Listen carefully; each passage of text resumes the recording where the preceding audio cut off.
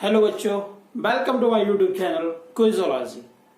आज हम ट्राइंगल जो चैप्टर है उसकी 6.2 एक्सरसाइज करने वाले थे, लेकिन 6.2 एक्सरसाइज करने से पहले जो एक बहुत बड़ा थ्योरम है जो आपके एग्जाम में पूछा ही जाता, आज हम उसको करने वाले हैं।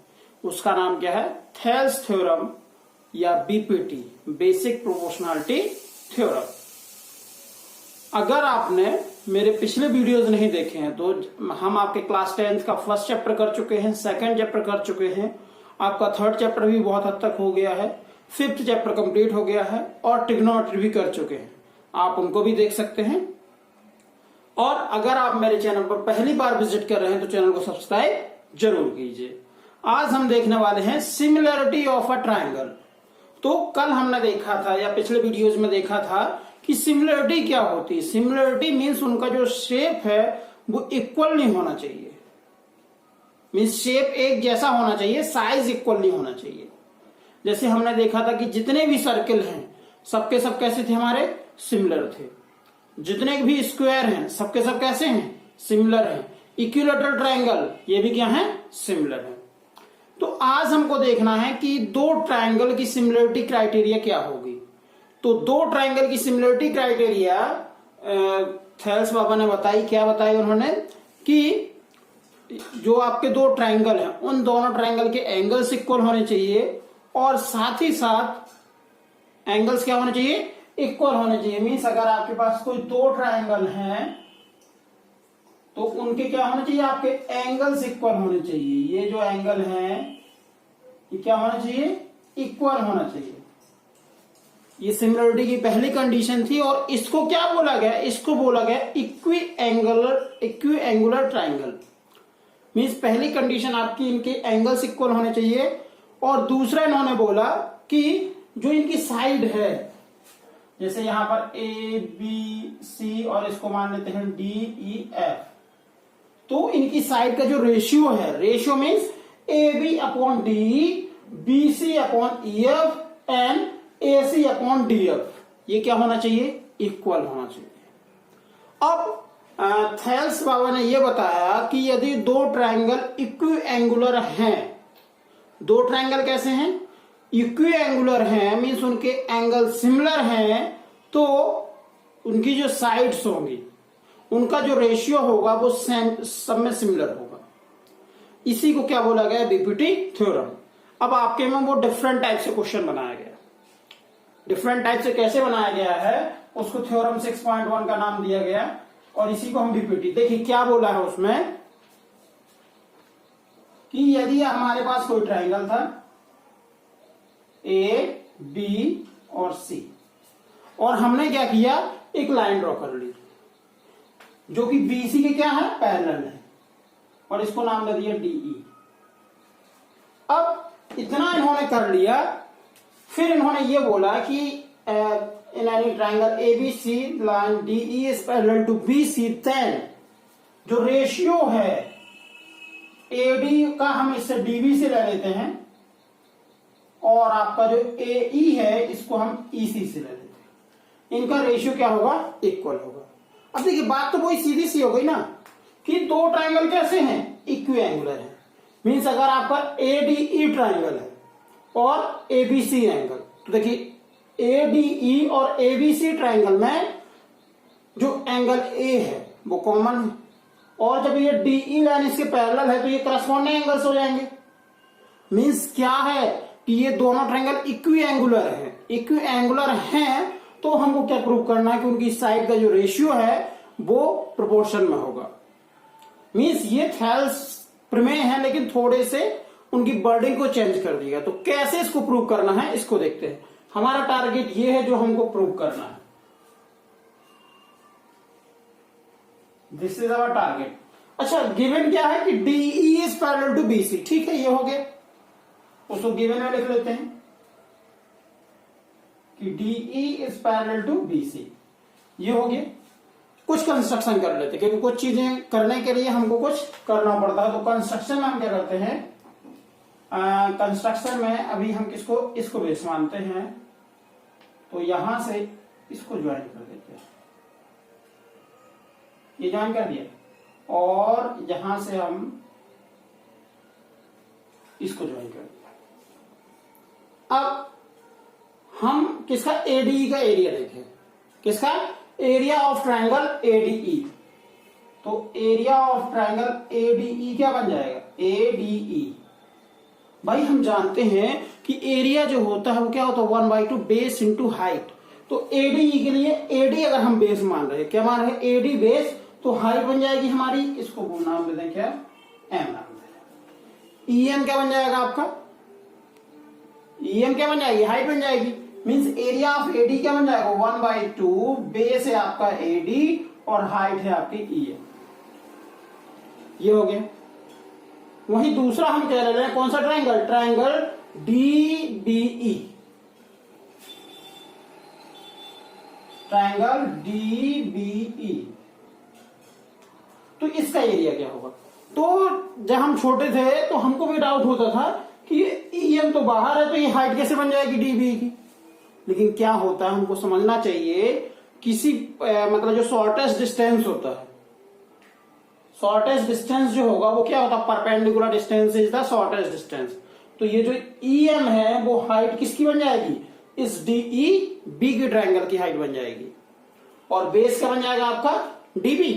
तो यहां से बन जाएगा 1/2 बेस हमारा आ जाएगा डीबी और हाइट आ जाएगी ईएम आ जाएगी। अब यहां से इन दोनों का रेशियो देखूं तो क्या मिल जाएगा, area of triangle ADE upon area of triangle DBE क्या आ जाएगा, यहां से 1/2 ऊपर का एडी इंटू ईएम और यहां पे आ जाएगा 1/2 इंटू बीडी इंटू ईएम। 1/2 से 1/2, ईएम से ईएम कैंसिल। मीन्स हमको ये जो मिल गया किसके इक्वल मिल गया, एडी अपॉन बीडी के इक्वल मिल गया। एडी जो है किसके इक्वल हो गया, बीडी के इक्वल। एडी अपॉन बीडी जो है इनका एक एरिया का रेशियो आ गया। ये तो फर्स्ट स्टेप होगा। इसी की तरह सेकंड स्टेप करते हैं। कंस्ट्रक्शन में हमने इनको अभी ज्वाइन किया था, अब किसको ज्वाइन करते हैं, तो इसको हम कर लेते हैं इधर से एक अल्टीट्यूड ड्रॉ करते हैं डी से, कहां पर एई में, इसको नाम क्या देते हैं एन, और डी से सी को ज्वाइन करते हैं। तो आपको कंस्ट्रक्शन में कितने पॉइंट लिखने हैं, 4 पॉइंट। कौन से, draw altitude of E, draw altitude EM from E to AD and altitude DN from D to AE और join DC and join BE। ये 4 पॉइंट आपको कंस्ट्रक्शन में लिखने हैं, फिर आगे स्टार्ट करना। अब हम फिर से देखते हैं एरिया ऑफ ट्रायंगल ADE और बेस किसको मान रहे हैं यहां पर, हम इस बार बेस हम AE को बेस मान रहे हैं आपका। तो AE बेस हो जाएगा, तो 1/2 बेस, बेस क्या माना, AE माना, और हाइट, तो ये जो DN है ये हो जाएगी आपकी हाइट। फिर नेक्स्ट हम देखें कौन सा ट्रायंगल देखना, DEC, area of triangle DEC।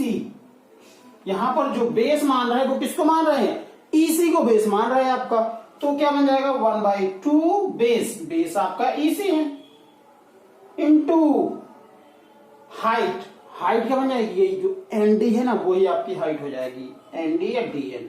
अब क्या कर लें, इसको इनका भी रेशियो निकाल लेते हैं। तो रेशियो निकालेंगे तो कितना आ जाएगा, area of triangle ADE upon area of triangle DEC।